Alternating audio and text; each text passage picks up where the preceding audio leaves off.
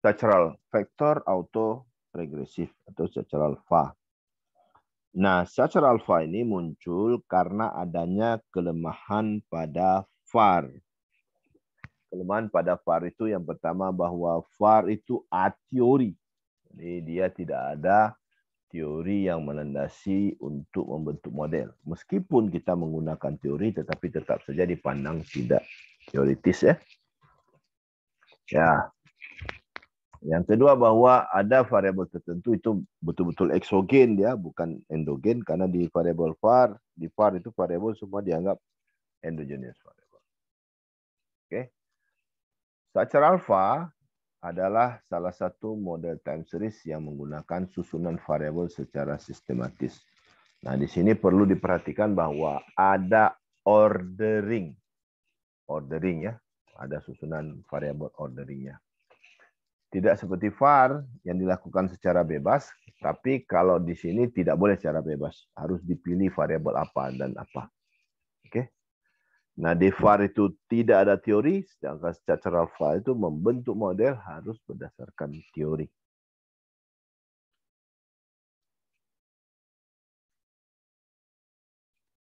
Structural alpha ini kita bisa pakai untuk melihat apabila adanya dynamic shock.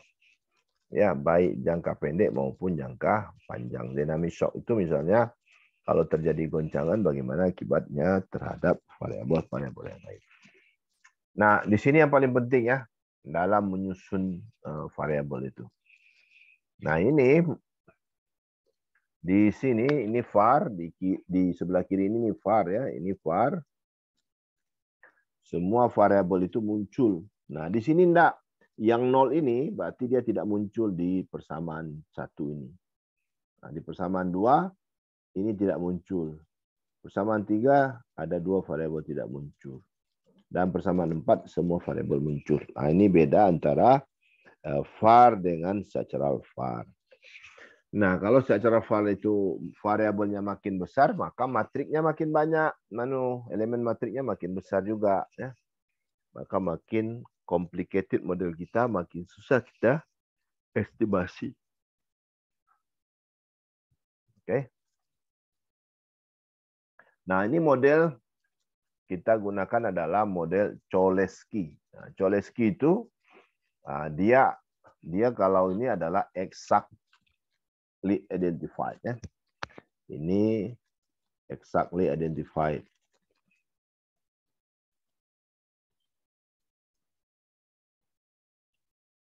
Kalau dia exactly identified, maka hasilnya sekali run dapat 1. Nah, ini karena di sini ada restriction di sini. Ini namanya upper triangle, segitiga bagian atas. Ya. Bisa juga dia bagian bawah nih, ini yang 0. Tapi yang di atasnya 1 atau longer triangle. Nah, itu bisa. Nah, ini kebetulan matrik 3x3 ya. Nah, jadi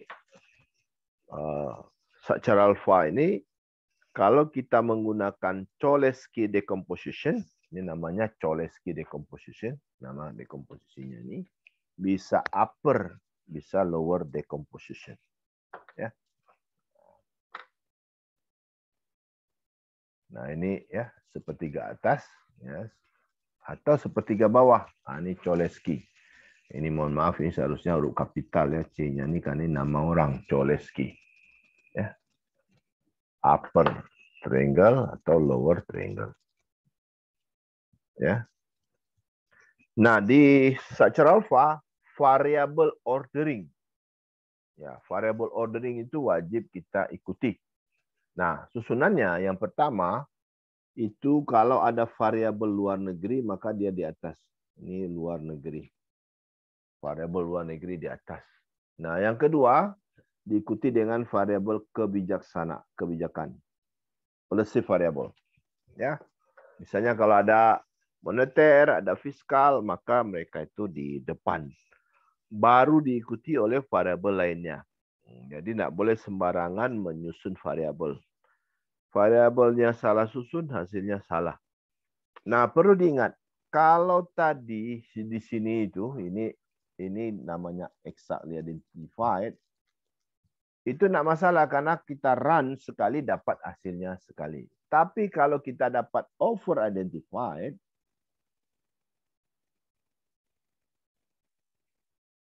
maka hasilnya adalah random. Nah, arti random ya 10 kali kita run, maka kita mempunyai 10 hasil yang berbeda. Nah, ini bahayanya di sini ya. Oke, Anda paham ya? Jadi kita variabelnya harus stasioner ya. Berarti ada kalau dia itu first different ya.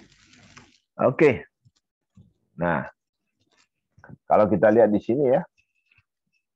Nah, variabel pertama sebagai posisi utama dalam persamaan satu. Ya. Materi secara alfa tidak boleh under identified. Nah, kalau dia under identified, maka tidak bisa estimasi. Paling rendah itu adalah exactly identified atau just identified. Minimal adalah just identified. Kalau over identified, dia akan menjadi random. Ini random. Hasilnya random. Nah, random. Nah, kalau random bisa memberikan hasil yang sangat beragam. Ya.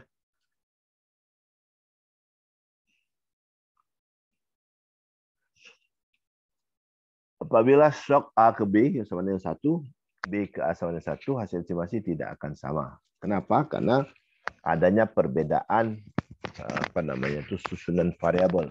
Berbeda susunan variabel, maka hasil estimasi juga berbeda.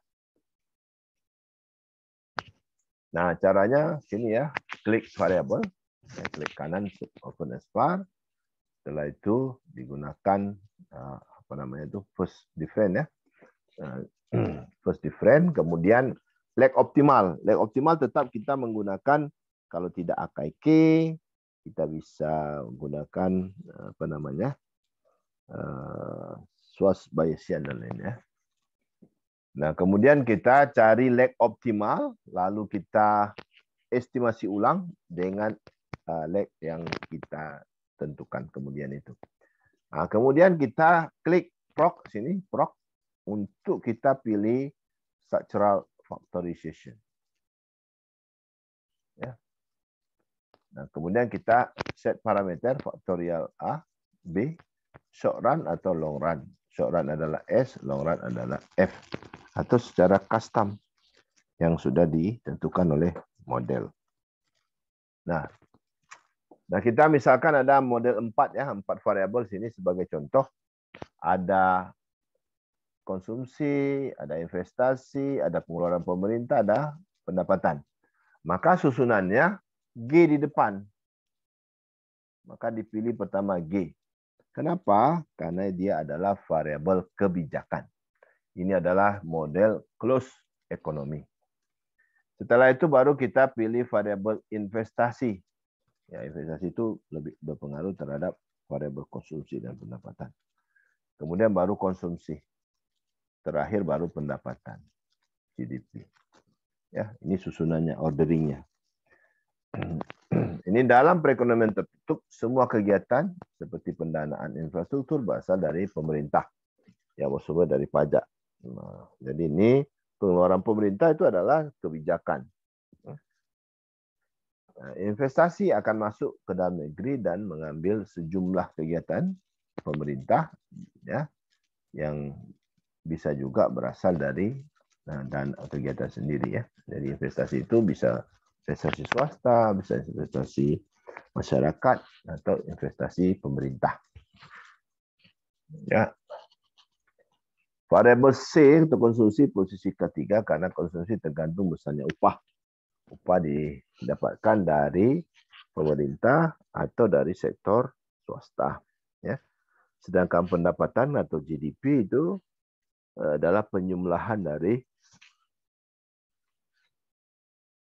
konsumsi, investasi, dan pengeluaran pemerintah. Oke, itu caranya ya. Ini cara kita estimasi. Kita pilih variabelnya, kita uji stasionaritasnya ya. Ya. Oke, kemudian kita open as group. Nah, ini kita untuk menguji stasionaritas secara kelompok bersama-sama. Nah, kemudian kalau kita pilih dia sebagai variable, sebagai equation, maka kita pilih sebagai var. Nah, ini kita tukar sini menjadi D. Ya, delta. Delta. Supaya apa? Supaya dia menjadi stasioner. Ya. Nah, di sini kita pertama kita run dengan 2 leg. Ya. Pilihannya adalah standar var. Ya, kemudian ada variabel exogennya adalah C. Oke. Nah, lalu kita estimasi. Ya, kita di sini contoh 8. Boleh banyak lagi, boleh terserah kalau panjang sampelnya boleh. Ya, 12 pun boleh, tapi kalau sampel pendek jangan. Ya. Nah, di sini kita lihat bahwa ini lag optimalnya adalah 4. Kenapa? Karena kita pakai AKK pun memberikan nilai yang terkecil. Ya. Swas juga, swas di sini 3. Sedangkan pakai Hanan Queen 4. Ya. Nah, jadi di sini lebih optimal menggunakan 4 leg dibandingkan dengan yang lain. Ya. Nah, lalu kita run balik, kita tukar tadi 1-2, tadi sini 1-2. Ya, ini 1-2 di sini. Kita tukar menjadi 1-4 di sini. Ya.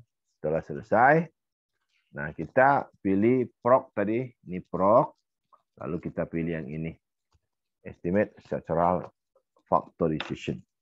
Ya.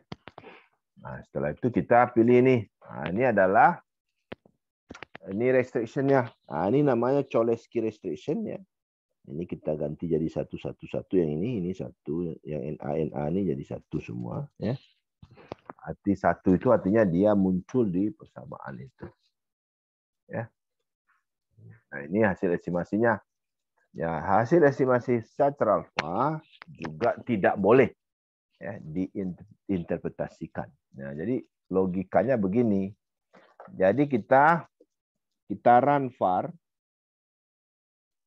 kita ambil residual. Kemudian residual inilah yang kita run ulang menjadi structural alpha.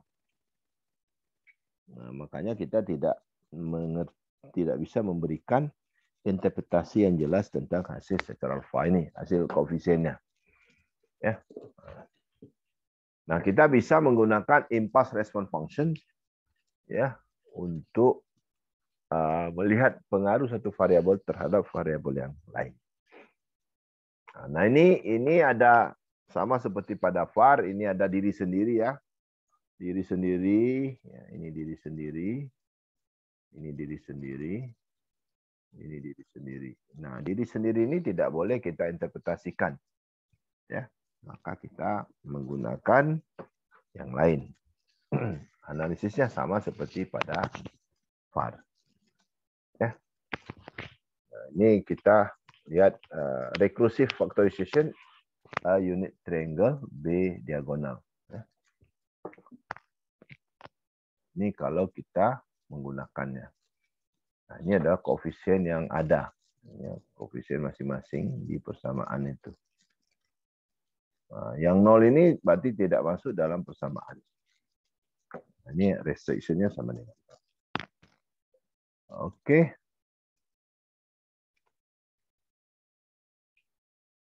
Ada pertanyaan?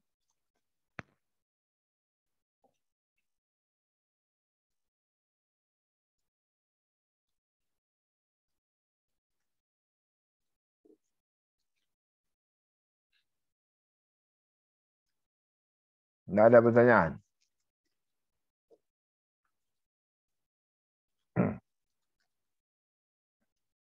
Nggak ada pertanyaan itu antara dua ya. Paham atau tidak paham sama sekali. Oke, kembali kita pakai data yang lalu. Oke, ini biar sama ya. Coba buka data yang lalu. ARW 22 itu. Ya. Nah, pertama kita melakukan transformasi data menjadi apa namanya? data log. Nah, kita buat quick generate series LGDP. Ya, kalau belum ada ya, kalau sudah ada, nggak apa-apa. Log LGDP. Nah, ini sudah satu. Kemudian kita lanjutkan ke variabel lain ya, yaitu lgov sama dengan log gov. Gov itu adalah pengeluaran pemerintah. Ya, lgov itu log government. Ya. Nah, kemudian kita pilih variabel lain. Ya, kita ambil ya tadi ada C ya, C total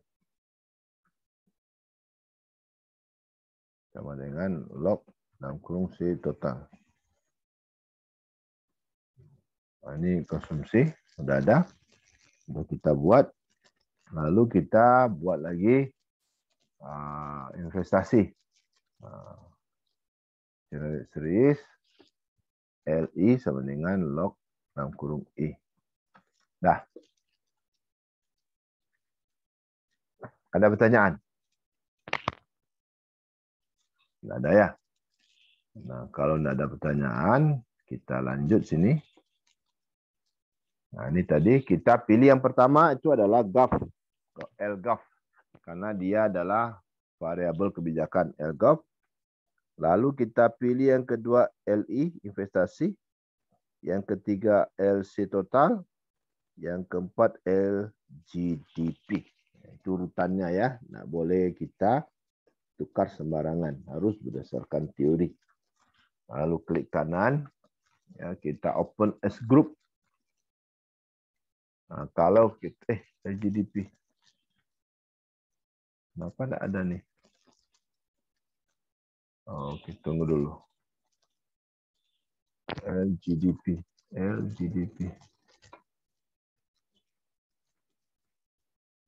Kita delete aja ya. Nah, kita buat baru ya. Tadi mungkin tidak pas ya. LGDP sama dengan log dalam kurung GDP. Oke. Saya ulang pilih lagi ya. lgov tadi. lgov, kemudian LI, kemudian LC total, baru LGDP. Klik kanan. Open as group. Nah, ini sudah ada ya. 4 variabel. Urutannya sudah jelas tadi. Oke, kita view. Ini kita lakukan uji stasionaritas secara bersama-sama ya. Unit root test sini. Ya, kita pilih intercept, individual intercept and trend, kemudian kita pilih dari level. Nah, di sini ada summary. Kalau mau pilih apa? Nah, summary berarti kesemuanya. Lalu oke. Nah, kita dapatkan di sini ya, probability value-nya adalah tidak signifikan ya. Baru kita masukkan ke first different. Ya, first different. Oke, nah kita dapatkan dia sudah signifikan nih ya, sudah 0,00 sini, ya semuanya sudah 0,00. Nah ini berarti kita yakin bahwa semua variabel kita itu stasioner setelah first different. Nah, kita lanjutkan dengan open as group tadi, Oke. Nah, kita lanjutkan dengan estimate ya. Kita di option quick ya. Estimate var dari quick tadi bisa kita estimate var. Nah, ini kita sudah ada var sini, berarti kita di ya, lgov. Ya, kemudian kita ada D dalam kurung LI, ada D dalam kurung LC total, buka kurung lagi D, buka kurung LGDP. Oke, LGDP. Nah, kemudian di sini ada C sudah ada. Ini standar VA. Kita pilih aja dia 1, 2 untuk menentukan berapa yang cocok leg-nya. Oke. Nah, ini dapat. Kita view. Lalu kita ambil leg structure. Kita leg length kriteria. Nah, sini kita buat 8 ya. Oke. Nah, kita dapatkan dia di sini. Kalau dengan LR, kita 4 dengan FPA 4, AIC 4. Ya, berarti kita ambil yang 4 aja. Nah, maka kita estimate ulang. Nah, ini kita ganti jadi 4.